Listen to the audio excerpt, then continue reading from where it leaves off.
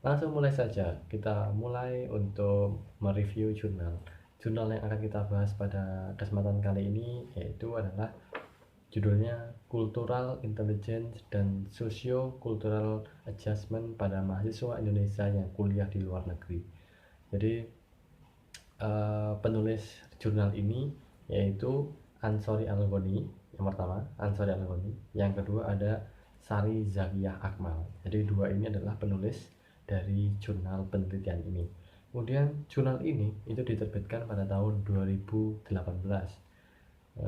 Kemudian latar belakang penelitian jurnal ini yaitu permasalahan yang diangkat pada jurnal ini adalah mahasiswa-mahasiswa Indonesia yang kuliah di luar negeri, ya dimana mereka mengalami berbagai kesulitan dalam menyelesaikan diri, ya kan. Jadi salah satunya faktor dalam penyelesaian diri mereka dengan budaya di mana mereka tinggal gitu. Entah nanti akan kita jelaskan beberapa negara yang mahasiswa tinggali gitu. Nah, terdapat beberapa kendala seperti bahasa, kemudian perlakuan masyarakat lokal, sistem pendidikan yang baru, homesickness, cuaca, iklim, dan makanan. Jadi beberapa faktor tadi mempengaruhi proses penyesuaian diri mereka di tempat atau di negara di mana mereka tinggal gitu. Itu permasalahan yang diangkat pada jurnal kali ini. Oke, kemudian Tujuan penelitian ini yaitu untuk melihat hubungan antara cultural intelligence dan dengan socio cultural adjustment. Penelitian ini ditujukan untuk melihat hubungan antara cultural intelligence dan socio cultural adjustment pada mahasiswa Indonesia yang kuliah di luar negeri. Nah, namun di sini ada keterbatasan dan ruang lingkup dalam jurnal ini, yaitu khusus melihat hubungan antara cultural intelligence tadi dengan socio cultural adjustment. Jadi jurnal ini hanya membahas atau hanya melihat hubungan keduanya, kayak gitu. Nah, kemudian yang kedua ini ditujukan kepada mahasiswa atau mahasiswa WNI yang sedang menempuh kuliah di luar negeri. Jadi jurnal ini atau jurnal penelitian ini hanya ditujukan kepada mahasiswa-mahasiswa Indonesia yang sedang menempuh pendidikan di luar negeri. Mahasiswa-mahasiswa yang ditujukan pada penelitian kali ini adalah mahasiswa yang bertempat tinggal di negara berbahasa Inggris dan juga negara yang tidak menggunakan bahasa Inggris sebagai bahasa utama. Yang terakhir yaitu adalah peneliti tidak mempunyai data pengalaman subjek selama berkuliah di luar negeri. Jadi kekurangan di sini adalah atau keterbatasan penulis di sini yaitu penelitian ini tidak memiliki pengalaman subjek selama berkuliah di luar negeri, entah mungkin karena sakit atau pengalaman-pengalaman yang lain yang dialami oleh para mahasiswa. Kemudian yang terakhir yaitu adalah peneliti tidak melakukan kontrol terhadap negara partisipan kuliah gitu. Itu tadi keterbatasan dan ruang lingkup dalam jurnal yang kita bahas kali ini. Nah, sekarang kita masuk ke desain, penelitian, dan metodologi. Di metode yang digunakan pada jurnal penelitian kali ini yaitu penelitian ini tergolong dalam penelitian kuantitatif dan termasuk metode korelasional atau hubungan gitu. Karena tadi tujuan di awal adalah melihat hubungan antara cultural intelligence dan socio cultural adjustment gitu. Jadi ini penelitiannya menggunakan penelitian kuantitatif dengan metode korelasional. Berdasarkan jumlah kontaknya, penelitian ini termasuk dalam tipe cross sectional karena hanya sekali dalam pengambilan data. Jadi pengambilan data yang diambil oleh para peneliti atau para penulis jurnal ini adalah hanya sekali.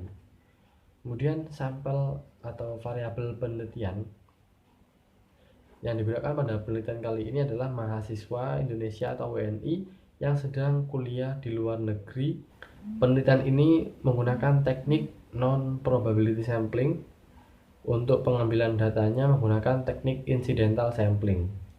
Kemudian jumlah partisipan yang diambil atau yang digunakan oleh peneliti yaitu berjumlah 105 orang, di mana mahasiswa itu berkuliah di luar negeri dari berbagai negara, yaitu yang pertama ada Amerika, Inggris, New Zealand, Australia, Jerman, Saudi Arabia, Belanda, Cina, Italia, Jepang, Malaysia, Mesir, Pakistan, Perancis, Sudan, Taiwan, dan terakhir Turki.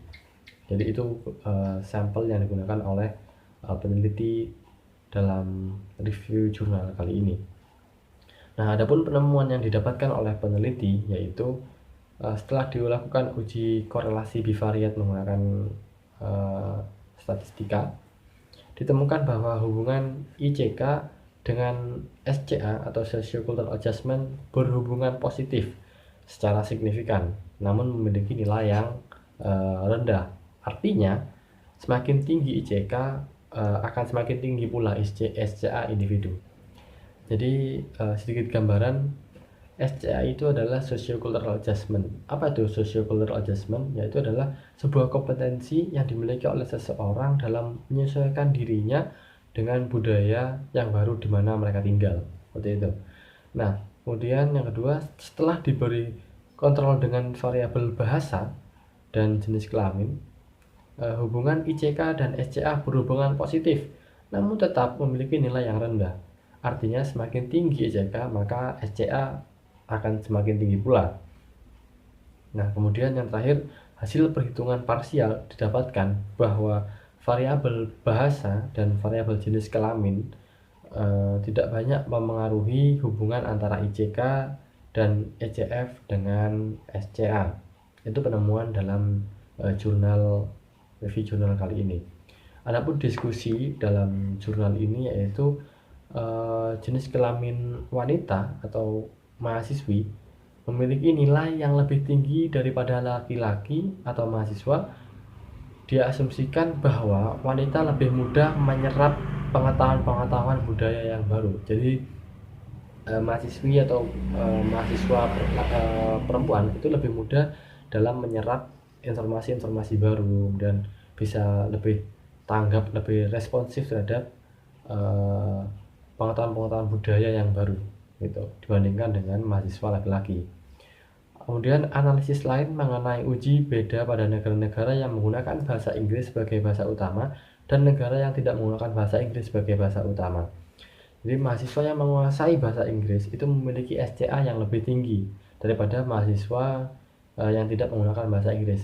Mengapa demikian? Karena kita tahu bahwasanya bahasa Inggris adalah bahasa internasional, mana bahasa Inggris digunakan dalam banyak literatur, banyak kajian-kajian ilmiah, kemudian film, musik, dan sebagainya.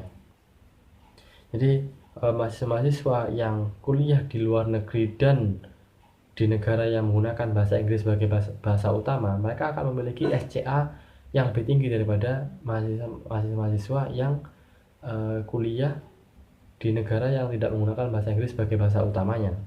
Nah, yang terakhir adalah ICK berhubungan positif secara signifikan dengan atau terhadap SCA, sedangkan ECF tidak berhubungan secara signifikan.